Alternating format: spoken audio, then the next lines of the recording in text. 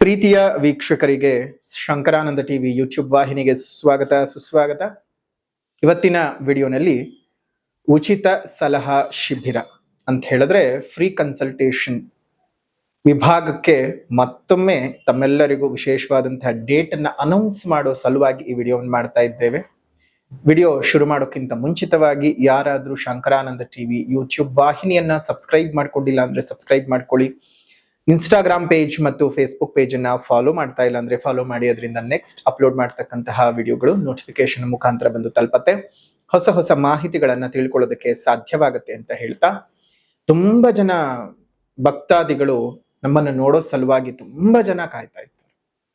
ಅದರಲ್ಲೂ ಉತ್ತರ ಕರ್ನಾಟಕದ ಭಾಗ ಮತ್ತು ನಮ್ಮ ಈ ಕರಾವಳಿ ಭಾಗಗಳಲ್ಲಂತೂ ವಿಪರೀತವಾಗಿರ್ತಕ್ಕಂತಹ ನಮ್ಮ ಭಕ್ತರ ವೃಂದವೇ ಇದೆ. ಎಷ್ಟೋ ಜನಕ್ಕೆ ಬಂದು ಭೇಟಿ ಮಾಡಬೇಕು, ಗುರುಗಳು ಎಲ್ಲಿ ಸಿಗ್ತಾರೆ, ಯಾವಾಗ ಸಿಗ್ತಾರೆ, ಅವರನ್ನ ಭೇಟಿ ಹೇಗ್ ಮಾಡೋದು ಅಂತ ತುಂಬಾ ಜನಕ್ಕೆ ಇವತ್ತಿಗೂ ಸಹ ಗೊಂದಲವೇ ಇದೆ. ಏನಿಲ್ಲ, ವಿಡಿಯೋನಲ್ಲಿರುವಂತಹ ಫೋನ್ ನಂಬರ್ಗೆ ಫೋನ್ ಮಾಡಿದ್ರೆ ಸಾಕು, ಎಲ್ಲಿರ್ತೀವಿ, ಯಾವಾಗ ಸಿಗ್ತೀವಿ ಅನ್ನೋದು ಎಲ್ಲ ಗೊತ್ತಾಗ್ತದೆ. ಆದ್ರೂ ಸಹ ನಿಮಗೋಸ್ಕರ ಅಂತಾನೆ ಈ ವಿಡಿಯೋನ್ ಮಾಡ್ತಾ ಇದ್ದೇವೆ. ಅದರಲ್ಲೂ ನಿಮ್ಮೆಲ್ಲರಿಗೂ ಒಂದು ಸಿಹಿ ಸುದ್ದಿಯನ್ನ ಕೊಡ್ತಾ ಇದ್ದೇವೆ. ಕಳೆದ ತಿಂಗಳಿನಲ್ಲಿ ಅಂದ್ರೆ ಜೂನ್ ತಿಂಗಳಿನಲ್ಲಿ ನಾವು ವಿಶೇಷವಾಗಿ ಫ್ರೀ ಕನ್ಸಲ್ಟೇಷನ್ ವಿಭಾಗವನ್ನ ಮಾಡಿದ್ವಿ. ಅಂದ್ರೆ ಎಷ್ಟೋ ಜನಕ್ಕೆ ನಮ್ಮನ್ನ ಬಂದು ನೋಡುವಂತಹ ಸಂದರ್ಭದಲ್ಲಿ ಕನ್ಸಲ್ಟೇಷನ್ ಫೀಸ್ ಅಂತ ಏನು ಒಂದು ಸಣ್ಣ ಮೊತ್ತ ಇರುತ್ತೆ, ಅದನ್ನು ಕೊಡಕ್ಕಾಗದೇ ಇರತಕ್ಕಂತಹ ಅನೇಕ ಜನರು ಇವತ್ತಿಗೂ ಸಹ ಇದ್ದಾರೆ. ತುಂಬಾ ದೂರ ದೂರದ ಭಾಗಗಳಿಂದ ಬಂದು ತುಂಬಾ ಜನ ಸಮಸ್ಯೆಯನ್ನ ಅನುಭವಿಸ್ತಾ ಇರ್ತಾರೆ. ಹೇಳ್ಕೊಳ್ಳೋದಕ್ಕಾಗೋದಿಲ್ಲ, ಬಿಡೋದಕ್ಕಾಗೋದಿಲ್ಲ.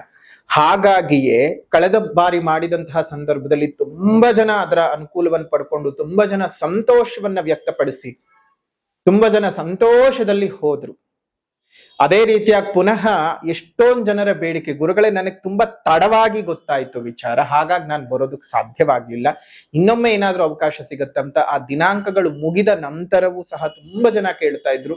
ಹಾಗಾಗಿಯೇ ನಿಮ್ಮೆಲ್ಲರ ಪ್ರೀತಿಗೆ, ನಿಮ್ಮೆಲ್ಲರ ವಿಶ್ವಾಸಕ್ಕೆ, ನಿಮ್ಮೆಲ್ಲರ ನನ್ನ ಮೇಲಿನ ನಂಬಿಕೆಗೋಸ್ಕರವಾಗಿಯೇ ಆಗಸ್ಟ್ ತಿಂಗಳ 16ನೇ ತಾರೀಕಿನ ಭಾನುವಾರದ ದಿವಸ, ಆಗಸ್ಟ್ 16 ಭಾನುವಾರದ ದಿವಸ ಪುನಃ ಉಚಿತ ಸಲಹಾ ಶಿಬಿರವನ್ನ ಏರ್ಪಾಟು ಮಾಡಿದ್ದೇನೆ. ಅಂದ್ರೆ ನಿಮ್ಮ ಜಾತಕದ ಅನುಸಾರ, ಪ್ರಶ್ನೆಯ ಅನುಸಾರವಾಗಿ ನಿಮಗಿರ್ತಕ್ಕಂತಹ ಲೋಪ ದೋಷಗಳನ್ನ ಹೇಳಿ ಅದಕ್ಕೆ ಬೇಕಾಗಿರ್ತಕ್ಕಂತಹ ಪರಿಹಾರದ ಮಾರ್ಗವನ್ನ ಸೂಚನೆ ಮಾಡ್ತಕ್ಕಂಥದ್ದು. ಇಲ್ಲಿ ಎಷ್ಟೋ ಜನಕ್ಕೆ ಏನಾಗುತ್ತೆ, ಪರಿಹಾರದ ಅವಶ್ಯಕತೆ ಇರೋದಿಲ್ಲ. ಸಮಯ ತುಂಬಾ ಹತ್ತಿರದಲ್ಲೇ ಇದ್ದಂಥವರಿಗೆ ಏನು ಪರಿಹಾರ ಮಾಡ್ಕೋಬೇಡಿ ಅಂತ ಹೇಳ್ತೀವಿ.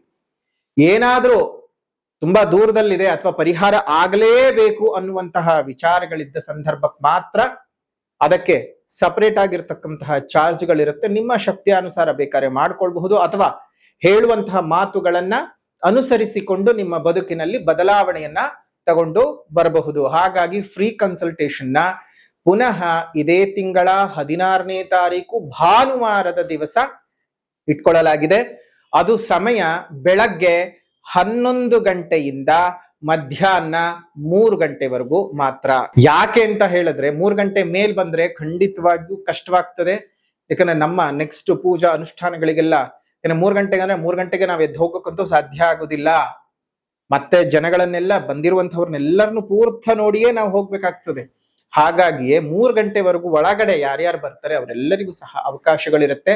ಮತ್ ಇನ್ನೊಂದು ವಿಶೇಷವಾದ ಸೂಚನೆ ಏನಪ್ಪಾ ಅಂತ ಹೇಳಿದ್ರೆ, ಬರ್ತಕ್ಕಂಥವರು ಖಂಡಿತವಾಗಿಯೂ ಅಲ್ಲಿ ಪ್ರಸಾದದ ನಂತರವೇ ಅಂದ್ರೆ ನಿಮ್ಮ ಊಟದ ನಂತರವೇ ನಾನು ಕನ್ಸಲ್ಟೇಷನ್ ತಗೊಳ್ಳೋದು.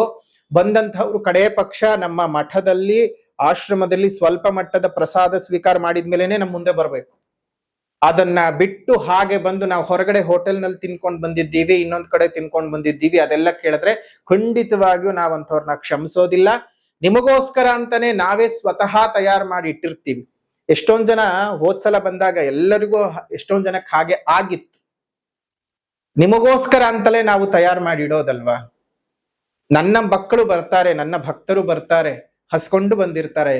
ಯಾಕಂದ್ರೆ ಸಿಟಿಯಿಂದ ತುಂಬಾ ದೂರವಿದೆ, 7-8 ಕಿಲೋಮೀಟರ್. ನಿಮ್ಗೇನೆ ಒಂದ್ ನೀರ್ ಕುಡಿಬೇಕಂದ್ರೂ ಹೊರಗಡೆಕ್ಕೆ ಹೋಗ್ಬೇಕು. ಅದಕ್ಕೆ ಎಲ್ಲಿ ಬಂದಂಥವ್ರಿಗೆ ಏನೂ ಸಮಸ್ಯೆ ಆಗಬಾರ್ದು ಅಂತ ಹೇಳಿ ನಾವು ನಿಮಗೋಸ್ಕರ ಪ್ರೀತಿಯಿಂದ ಮಾಡಿದ್ದನ್ನ ನೀವು ತಿನ್ಲಿಲ್ಲ, ನೀವು ಉಣಲಿಲ್ಲ ಅಂತ ಹೇಳಿದ್ರೆ ನಮ್ಮ ಮನಸ್ಸಿಗೆ ನೋವಾಗ್ತದೆ, ಬೇಜಾರಾಗ್ತದೆ. ಹಾಗಾಗಿಯೇ ಮುಂಚಿತವಾಗಿಯೇ ಹೇಳ್ತಾ ಇದ್ದೀವಿ, ಬರ್ತಕ್ಕಂಥವರು ರಿಜಿಸ್ಟ್ರೇಷನ್ ಮಾಡ್ಕೊಳ್ತಕ್ಕಂಥವ್ರು ಅಲ್ಲಿ ಪ್ರಸಾದ ಸ್ವೀಕಾರದ ನಂತರವೇ ಕನ್ಸಲ್ಟೇಷನ್ ಇರುತ್ತೆ. ಸ್ವೀಕಾರ ಮಾಡದೇ ಇದ್ದವ್ರಿಗೆ ಖಂಡಿತವಾಗ್ಲೂ ನಾನು ವಿಡಿಯೋದಲ್ಲೇ ಹೇಳ್ತಾ ಇದ್ದೀನಿ, ನಾನು ಕನ್ಸಲ್ಟೇಷನ್ ಕೊಡೋದಿಲ್ಲ, ನೀವು ಪೇ ಮಾಡಿನೇ ಇನ್ನೊಂದ್ಸಲ ಬರ್ಬೇಕಾಗ್ತದೆ. ಇದನ್ನ ತಲೆ ಒಳಗಡೆ ಇಟ್ಕೊಂಡು ಕರೆಕ್ಟ್ ಆಗಿ ಅಲ್ಲಿ ಬಂದಂತಹ ಸಂದರ್ಭದಲ್ಲಿ ಆಶ್ರಮದಲ್ಲಿ ಅಮ್ಮನವರ ಮತ್ತು ಹನುಮಂತನ ಪ್ರಸಾದವನ್ನ ಸ್ವೀಕಾರ ಮಾಡಿದ ನಂತರವೇ ನಿಮ್ಮ ಜಾತಕದ ವಿಭಾಗಕ್ಕೆ ನಾನು ಬರ್ತಕ್ಕಂಥದ್ದು. ಸೊ ಇದನ್ನ ತಲೆನಲ್ಲಿ ಇಟ್ಕೊಳ್ಳಿ. ಬರ್ತಕ್ಕಂತಹ ಭಕ್ತಾದಿಗಳು ಏನಾದ್ರೂ ಮಠಕ್ಕೆ ತರಬೇಕಾ ಅಂತ ಕೇಳಿದ್ರೆ ಖಂಡಿತವಾಗಿಯೂ, ಯಾಕಂದ್ರೆ ನಿತ್ಯ ದಾಸೋಹದ ಕಾರ್ಯಕ್ರಮಕ್ಕೆ ಅನುಕೂಲ ಆಗೋ ಹಾಗೆ ನಿಮ್ಮ ಯಥಾಶಕ್ತಿ ಅಕ್ಕಿ ಆಗಬಹುದು, ಬೇಳೆ ಆಗಬಹುದು, ಬೆಲ್ಲವಾಗಬಹುದು, ತೆಂಗಿನಕಾಯಿ ಆಗಬಹುದು ಮತ್ತು ವಿಳೆದೆಲೆ, ಅಡಿಕೆ ಮಾಮೂಲಿಯಾಗಿ ತಾಂಬೂಲಕ್ಕೆ ತರಲೇಬೇಕಾಗ್ತದೆ. ಇದಿಷ್ಟು ಪದಾರ್ಥವನ್ನ ತಗೊಂಡು ಬನ್ನಿ. ಅಕ್ಕಿ, ಬೇಳೆ, ಬೆಲ್ಲ, ತೆಂಗಿನಕಾಯಿ, ಎಲೆ ಅಡಿಕೆ ಇದಿಷ್ಟನ್ನು ತಗೊಂಡು ಬನ್ನಿ. ತಮ್ಮೆಲ್ಲರಿಗೂ ಸಹ ಶುಭವಾಗ್ಲಿ, ಮಂಗಳವಾಗ್ಲಿ.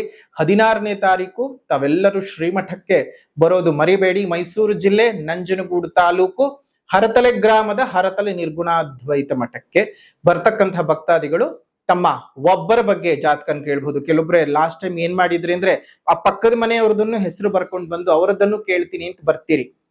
ಒಂದ್ ಅರ್ಥ ಮಾಡ್ಕೊಳ್ಳಿ, ನಿಮ್ ಪ್ರೀತಿ ಅರ್ಥವಾಗುತ್ತೆ, ಹಾಗಂತ ಹೇಳಿ ನಿಮ್ ಸಮಸ್ಯೆಗೆ ನೀವು ಕೇಳ್ಕೊಳ್ಳಿ. ಒಂದ್ 10 ಜನದ ಒಬ್ಬರೇ ಬರ್ಕೊಂಡ್ ಬಂದ್ರೆ ನಿಮ್ಮಿಂದ ಹಿಂದೆ ಇನ್ನೂ ಒಂದು 20 ಜನ ಕಾಯ್ತಿರ್ತಾರೆ, ಅವ್ರಿಗೆ ಸಮಯ ಕೊಡ್ಬೇಕಾಗ್ತದೆ.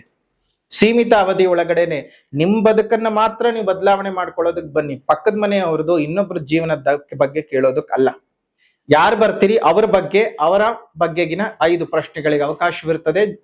ಸೊ ಅದನ್ನ ತಲೆನಲ್ಲಿ ಇಟ್ಕೊಂಡು ಬನ್ನಿ. ಶುಭವಾಗ್ಲಿ, ಮಂಗಳವಾಗ್ಲಿ. ಮತ್ತೊಂದು ವಿಡಿಯೋನಲ್ಲಿ ಭೇಟಿ ಮಾಡೋಣ. ಅಲ್ಲಿವರೆಗೂ ನಮಸ್ಕಾರ. ಲೋಕ ಸಮಸ್ತ ಸುಖಿನೋ ಭವಂತು, ಸಕಲ ಸನ್ಮಂಗಳಾನಿ ಭವಂತು, ಸರ್ವೇ ಜನಾ ಸುಖಿನೋ ಭವಂತು, ಸಮಸ್ತ ಸನ್ಮಂಗಳಾನಿ ಭವಂತು.